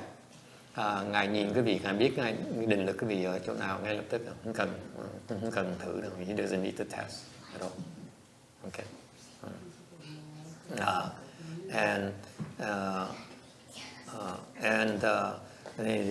Whereas the fact that the first test is that it's about non-regressing mind, second test is about bravery. Còn về cái phần mà cái tâm bất thối, cái thử tâm bất thối với là cái tâm có dũng khí là không, cái đó cũng sai. It's also incorrect because that has nothing to do with the test. Cái này cái bài học này không có những cái chữ như vậy. You remember the teaching is not based on words. Cái thiền tông á, nó không bất lập văn tự, không cần những cái danh từ như vậy. Okay. It's beyond these concepts. Cái bài dạy bên thiền tông đó, nó vượt qua những cái từ ngữ này, bất thối chuyển hoặc là dũng khí hay là Phật tánh hay là đại dũng trí rồi. So the Chan teaching is way beyond. It does not depend on the Buddhist jargon such as great mirror wisdom, Buddha's wisdom, and so on and so forth. No need for that. Okay, that's very, very, very special about the Chan teaching. Thành cái thiền tông dạy rất là đặc biệt. Okay, that's why in the Chan teaching, the true Chan Patriarch, từ xưa cái vị để ý, những cái vị thiền sư đời xưa, tổ sư đời thiền sư đời xưa đó, các ngài không có dạy những cái danh từ. They never had to use the Buddhist terms, không có dùng những danh từ Phật tử hết, Phật giáo hết đó. Okay, they use, it's a word. It's not based on words. Những cái bài dạy đó nó không dựa trên cái ngôn ngữ. Okay, so thành khi mà bác Thiện mà nghĩ là dùng ngôn ngữ mà diễn đạt cái này là sai rồi, không cách nào mà diễn đạt được. You cannot use words or language or terminology to express what he's teaching. Okay. Di Đà Phật thầy, dùng mẹo không mà thầy, chứ người ta không có nói thẳng cái này kia, dùng cái mẹo người ta nghĩ nó không biết làm sao, dùng mẹo không chứ không có nói thẳng như bây giờ thuyết pháp thuyết lòng người ta cũng nghe thì cũng hay quá mà cái giáo lý nó quá là trắng trợn đi. Ngày xưa người ta không có đâu, người ta dùng cái mẹo thôi. Không phải đâu, không phải như vậy, không phải mẹo đâu. Cái này là bài học mà rất đặc biệt. Ông tổ sư này ông dạy học trò, ông khoa từ học trò hiểu tới cái trình độ, đạt tới trình độ này chưa, mặc dù nó giác ngộ rồi, đều trình độ giác ngộ nó khác nhau.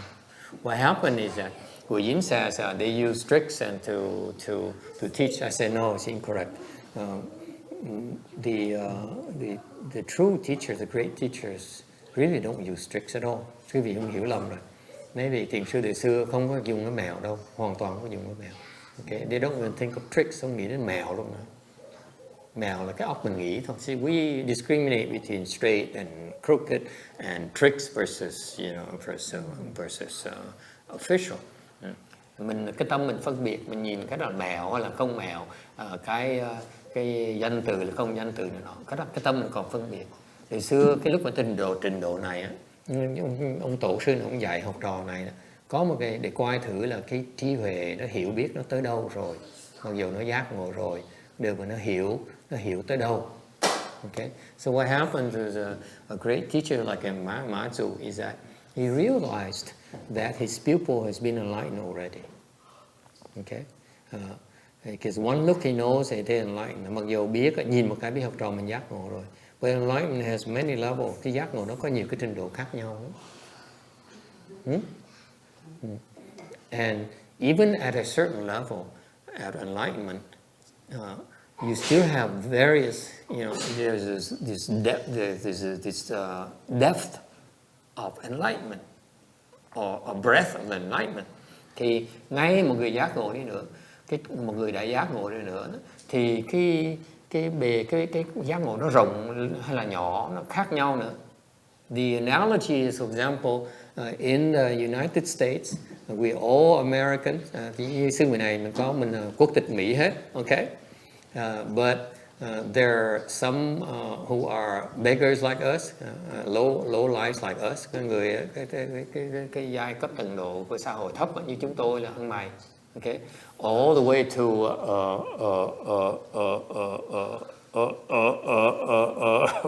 what's his name again?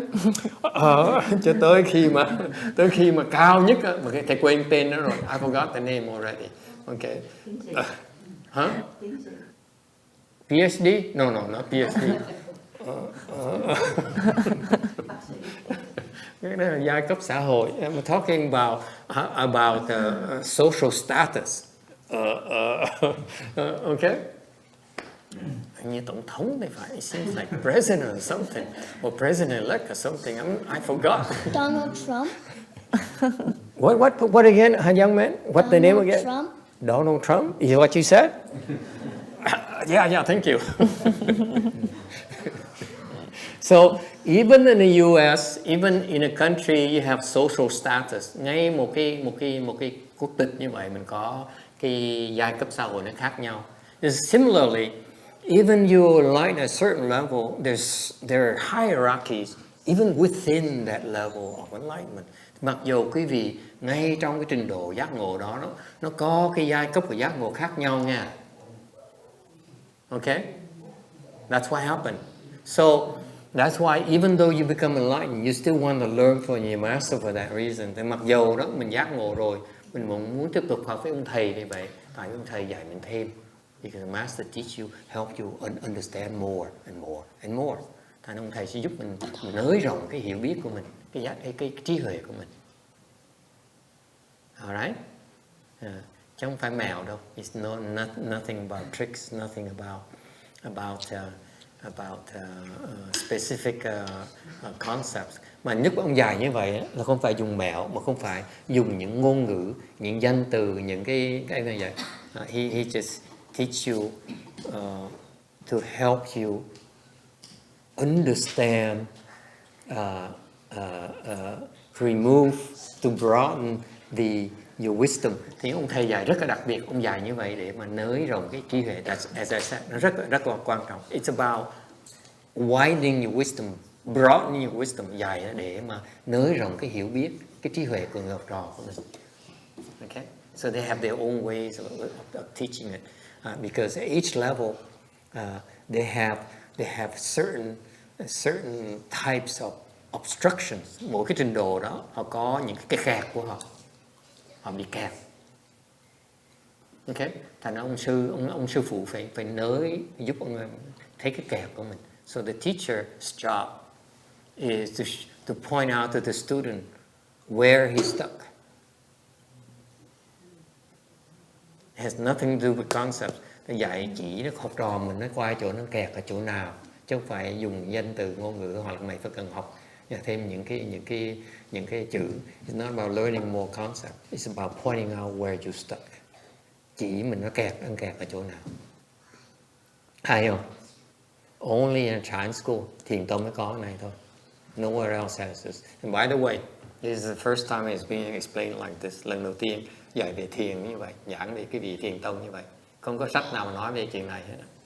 It's because the Chinese are too subtle. Người Tàu họ tế nhị quá này. They don't come out and talk like this. Văn hóa họ không nói thẳng như vậy. In America, we need to be more straightforward. Vì cái văn hóa địa phương mình phải nói rõ ra. Okay, we spell it out. Okay, so the teaching in Chan is not about concepts. Cái thiền tông không dạy cái về danh từ ngôn ngữ, mà dạy về cái chỗ cái bị kẹt ở đâu. It's about pointing out where you stuck. Okay, cho quý vị thấy là quý vị đang kẹt chỗ nào đó. And if you pay attention, you realize where you stuck. Quý vị chú ý sẽ thấy được ông thầy đang dạy, đang chỉ mình đang kẹt chỗ nào. Okay, if you don't pay attention, quý vị không chú ý, okay, you get afflicted. Quý vị không chú ý sẽ phiền não. I repeat, if you pay attention, you're respectful, then you realize there's a teaching somewhere. Cái gì mà biết cung kính đó, biết ơn, cái gì sẽ thấy có bài học ở nơi đó.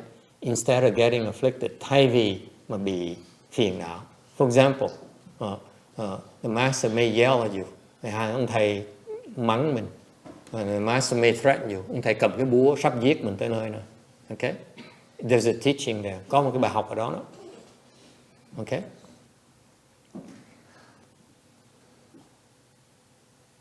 And by the student's response, he's not stuck at that. Okay, người học trò mới cái hành động người học trò cho ông thầy chứng minh cho ông thầy nó không bị kẹt cái chỗ đó. Okay, so that's how he verified you're not stuck there. Therefore, I teach you something else. Ông thầy mới nói là mày đã okay. He dropped by dropping axe. Okay, you got it. Okay, next test. Ông thầy thả cái búa là chứng minh cho nó mày hiểu được cái phần này. Thì cái lần sau sẽ thử chỗ khác. Next time will be a different test. Isn't that cool? So it's non-stop, không bao giờ nó ngừng hết á. Okay? That's the Chan environment. Cái thiền tông như vậy đó.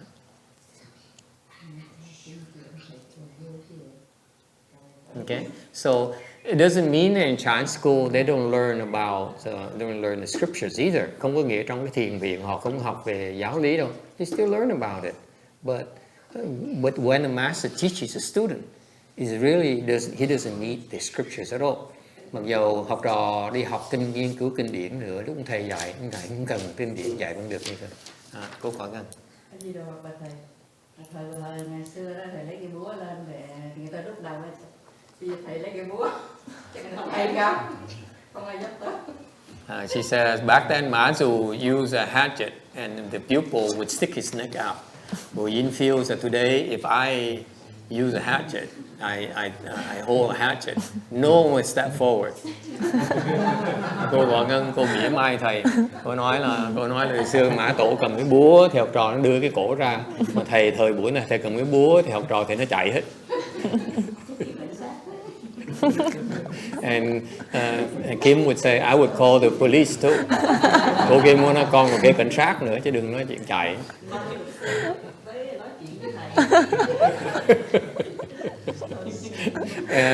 And Jenny says, she would call a lawyer, have a little talk with master. Cô Jenny cô nói là luật sư của con sẽ có lời khuyên với thầy. The lawyer would go like this. All right. It's so cool, it's just you got, the more you practice Chan, the more you go back to this and you appreciate more. The more you read it, the more your level improves. You get more out of this very small interchange. Quý vị biết không, tu càng ngày càng tiến bộ đó, đọc cái này lại thấy hiểu nhiều hơn nữa. Nó hay vậy sao? It's so fascinating. The more you read it, as you improve, you get a lot more lessons, messages out of this. Okay. Thành mấy công án này là quý dễ sợ. It's just invaluable. It's a treasure of wisdom that the Chan school offers the world. Thành mấy cái thiền tông, mấy cái công án của thiền tông nó tuyệt vời vậy sao? Cái kho tàng vô giá này cho cái thế giới này. Okay. And fortunately though, the English translation is not that good. Sự thật nói cái gì mấy cái lời dịch ra tiếng Anh dở quá. I'm afraid that the translations originally from Chinese, these are mostly Chinese anecdotes. Đây thường mấy công án từ tiếng Tàu, mấy sư Tàu. The Chinese Chan is so strong, so rich that they have so many of these Gongans, these Koans. Thì nó có trong văn hóa người Trung Hoa, thiền tông người Trung Hoa rất là phong phú, có rất nhiều công án như vậy. So you want to read them in Chinese. Thực sự thì khuyên quý vị đọc tiếng Tàu is the best. Nó chính xác dễ sợ. Unfortunately, the English translation leaves a lot to be desired. Sự thật là dịch ra tiếng Anh nó trật hết. Okay, and even the Vietnamese nowadays, the Vietnamese monks who translate these things, they also are too liberal. Ngay mấy ông tăng Việt Nam đó, dịch những công án này dịch cũng không chính xác nữa. Thành ra if your translation is incorrect, you distort the teaching of these Gongans. Thành cái việc dịch mà trật là cái việc méo mó cái lời dạy của tổ sư, cái bài học của thiền tông. And that's why I'm very sorry, but there's no good translation in English, Vietnamese, or whatever, either from Chinese or from a Zen. It's all horrible. Sự thật thầy đọc biết bao nhiêu cái lời dịch đó rồi, thầy chưa thấy lời dịch nào mà thầy vừa lòng. I've never been happy with the translations. Okay, and that's why I was very, very grateful that I was taught to go learn Chinese when I first became a left home person. Giờ thầy mới hiểu là tại sao lúc mà thầy mới xuất gia một cái đó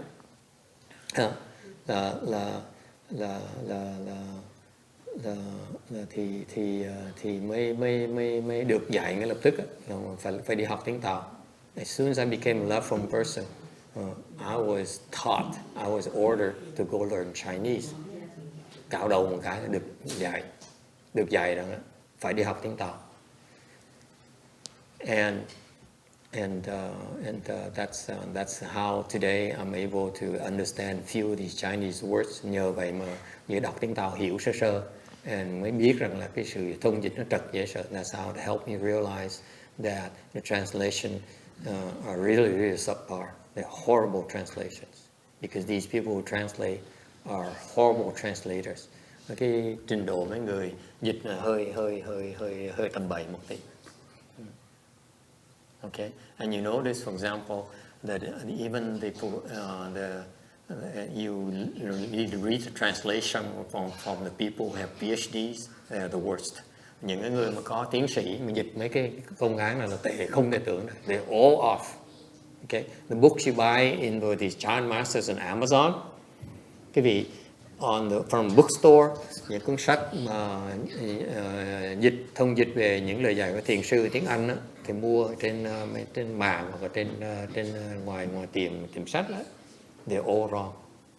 They're so wrong. Trật lất hết. Okay, and the best translator of English I know, mọi người mà Cái người mà dịch tiếng Anh giỏi nhất á, belongs to the RBA, họ là ở tầng vàng bậc thanh, hệ thống vàng bậc thanh. So they focus their work on the teacher's translation. Thì họ chỉ chú trọng về dịch những lời dạy của Ngài Tiến Hóa. And they don't even translate these types of Koans. Họ không có dạy những cái Koans, họ không có dịch những cái công án này. One reason being that they overwork. Lý do thứ nhất là họ they don't have enough time translating the master's teaching. Họ không đủ thời giờ dịch cái lời giải của Ngài Tiến Hóa nữa. Okay, and number two is that and which is unfortunate. Đang rất là đáng tiếc. Because I feel that the second generation you need to add more. Thầy more teaching Sumayana, thầy chủ trương là mình phải đời sau mình phải thêm cho mình có thể nào giữ là đời trước. Okay. Each generation is supposed to add a little bit more to the store of the teachings, so that the knowledge, human knowledge store increases and not decreases. Okay. Thành ra mỗi đời đó phải cống hiến thêm vào cái kho tàng của Phật pháp, chứ không thể nào mà ấy. So that's why I hope that one day more people who understand these koans would do a better job and would commit to more translations. Hy vọng trong tương lai có những người đã hiểu những công án này sẽ dịch nhiều hơn. Okay. Dịch ra nhiều hơn. Because these are the teachings that are beyond my late master's teachings. Tại vì những cái bài học này rất là quan trọng và nó ra ngoài cái phạm vi của những lời dạy của Ngài Tiến Hóa. My master really never taught chant this way. Ngài Tiến Hóa không có dạy thiền với cái phương pháp này. Okay? So this is not available in the English, in the Western languages. Thành những cái bài học này nó rất quan trọng này nó không có trong cái văn chương người Tây phương này. It's not available yet. Okay, so you can read about these translations in English, whether from Japanese sources or from Chinese sources, from these scholars, from these monks. Thì quý vị đọc những cái bản dịch này từ cái văn tiếng Nhật, tiếng Tàu, tiếng Tây Tạng này nọ với những cái người mà học giả thì I can tell you they're all wrong. They're all 100% of them are wrong. 100% họ thiếu. Okay. They fail to get the main teachings of these Koans. Họ không thấy được họ không dịch được cái hàm ý của cái công án, những công án này. Because you're talking about a patriarchs like Mazu's teaching is not easy to understand. Lời tổ, những cái trình độ tổ như ngài Mã Tổ mà dạy khó mà hiểu được rõ ràng. Even what I explained to you just a small part of his teaching. Cái thầy giảng cái vị ngày tối ngày hôm nay á thì chỉ xíu thôi. Okay. All right. Anything else? Có ai có muốn nói gì nữa không?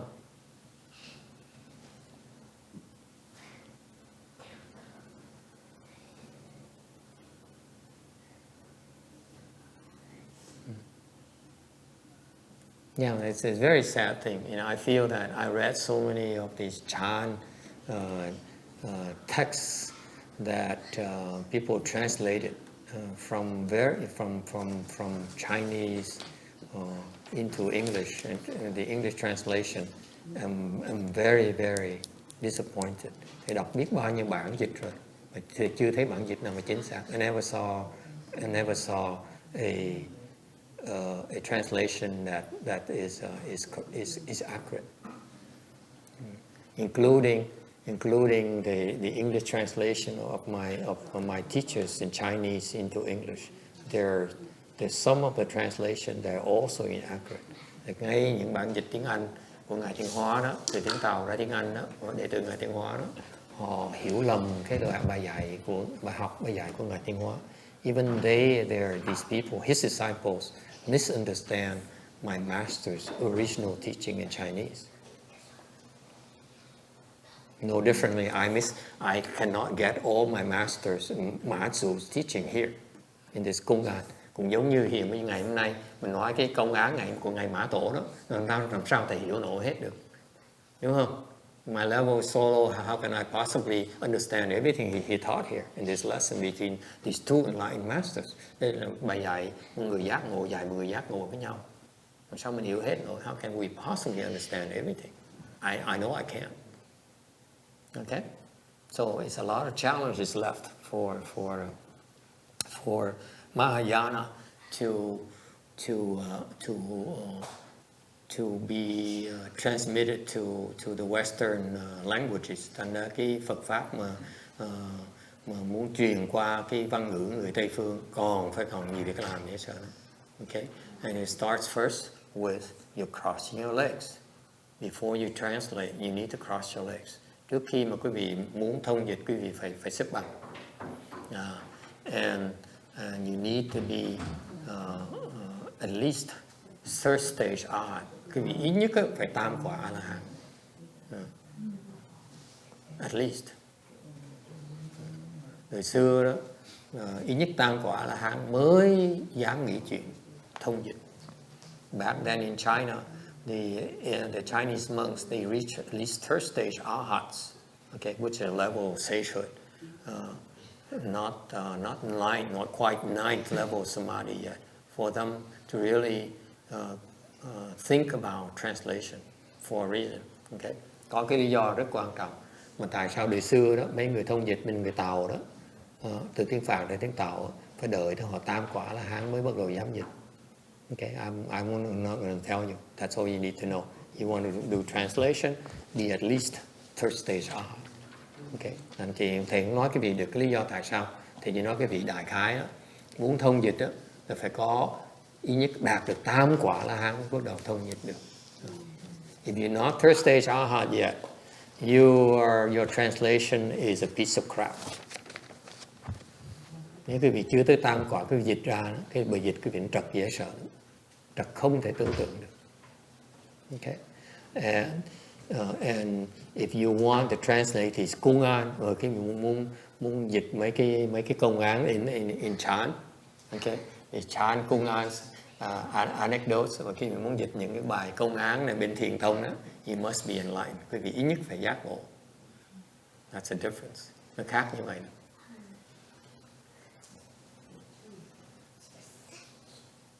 Because this is the teachings for enlightened people. Đây là những bài học của những người giác ngộ. You're not enlightened, you don't understand. Cái gì không giác ngộ hiểu không nổi đâu. Okay? Alright? Just using a lot of words, that's all. Yes. Thầy, khi mà câu hỏi lại trong công án đó thì khi người học trò đẩy cái xe qua cái chân của thầy mình có tạo nghiệp không thầy? He says, question is, if this pupil push a wheelbarrow over the teacher's legs, is he creating offenses? Câu hỏi là khi người học trò mà đẩy chiếc xe đẩy nó qua cái chân của ông sư phụ mình đó, có tạo nghiệp là không tạo nghiệp?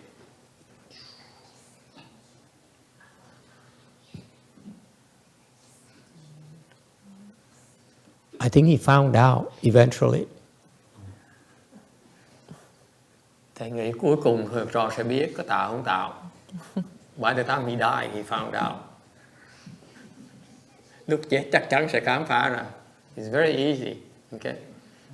So it has been determined already. They both have died already. Hai người đều chết hết rồi. So if he did not create offenses, he should be safe. If he created offenses, then he would have fallen to the hells, and he's still here and there today. Nếu như học trò mà tạo nghiệp á, thì sẽ đọa xuống địa ngục, vẫn còn hiện bây giờ đang còn địa ngục. I assure you, if he created offenses, would be still down there in the hells. Nếu con đã tạo nghiệp thì đang còn ở dưới địa ngục á. Okay. Có nghe? Không tạo nghiệp được. Gujin feels he did not create offenses, he did not create karmas. Nó là không tạo nghiệp. Tại sao không? Why not? Tại vì cái người này rất cái cẳng già thì nó là không bao giờ rút vô, cái người kia chạy tới nó không bao giờ rút lui, là hai cái nó sẽ Chưa bằng cái gì? Tâm với tâm là Tương ưng với nhau. She says she feels that they're at that stage because they interchange. She feels that they are not, neither of them are creating offenses. The guy sticking his leg out is not creating offenses. And the guy pushing the wheelbarrow over is not creating offenses either. Tại vì nói một cách nó rộng hơn nữa đó, cái ông sư mà đẩy cái chân duỗi chân ra mà cản đường người ta tạo nghiệp không tạo nghiệp nữa, đúng không? The master, is he creating offense, stretching his legs? So you ask, that question too. Okay, if he created offenses, he would go down to the hells as well. Mà ông sư mà tạo nghiệp đó cũng phải xuống đọa địa ngục nữa.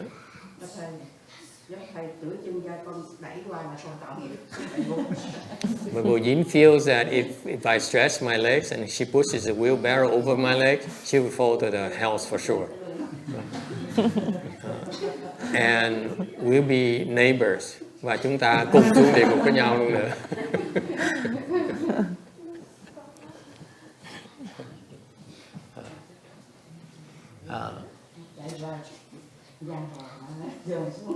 If they're both enlightened, nếu hai người đều giác ngộ rồi, chances that Mazu is enlightened, Mã Tổ chắc chắn là giác ngộ rồi. And this interchange here, I believe, indicates that his pupil is also enlightened. Và cái cung án này đối với thầy nhìn đọc cái này theo dùng lý trí mà nói, kiến thức mà nói, thì cái người học trò có vẻ cũng đã đắc giác ngộ rồi. Okay. I feel the student is probably enlightened too. Okay. Why do I say that? Tại sao thầy nói như vậy?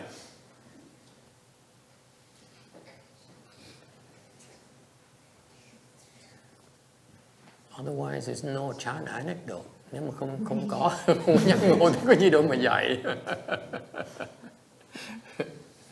No. Why would they waste your time? Nếu mà học trò chưa giác ngộ thì cái công án đâu kể lại cái vị làm cái gì. Yes sir. Nhưng mà tôi không nghĩ người học trò này còn chấp vào cái thánh nữa, không chấp vào cái tượng nữa nên. So this if this student is enlightened, cái người học trò mà giác ngộ rồi, he did not create karma. Cái người học trò lúc mà giác ngộ rồi đẩy chân qua, he puts a wheel cart over to the master, he's not creating offenses. Người học trò mà cầm cái đẩy xe qua cái chân người thầy đó không có tạo nghiệp. And I know you're going to ask me next, Vicky, what if the master chopped the student's head off? Is he creating offenses? Có thể hỏi tiếp được là nếu như vậy, ông thầy lúc mà người học trò đưa cái cổ ra chém cái đầu học trò có tạo nghiệp là không? He's not creating offenses either. Mà ông thầy lúc đó mà chặt cái đầu học trò cũng không tạo nghiệp luôn nữa. Dễ sợ không? Isn't it fascinating? You don't believe me. And that's why we are not using the test. That kind of test. Cái vị không tin thầy. Làm sao ông sư mà cầm chặt cái đầu học trò, cái cô anh Đào mắt mở, really? Cái thiền đây gì gớm dữ vậy? What kind of chant is that? That's called true chant. Okay. Cái thiền ở chùa mình không dám chặt cổ. See, this temple we don't dare chop your head off.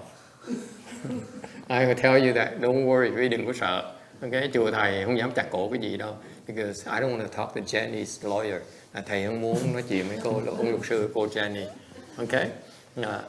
But had Mazu decided to chop his student's head off, he would not be creating offenses at all. Ngài Mã Tu cũng đâu mà chặt cổ cái ông kia cũng không tạo nghiệp. Why did he not? Tại sao không chặt cổ làm cái gì? He wanted to continue to teach him. Muốn tiếp tục dạy nó. He said the guy is pretty good, but he's not quite there yet. Mặc dù nó giỏi này vẫn chưa tới nơi này.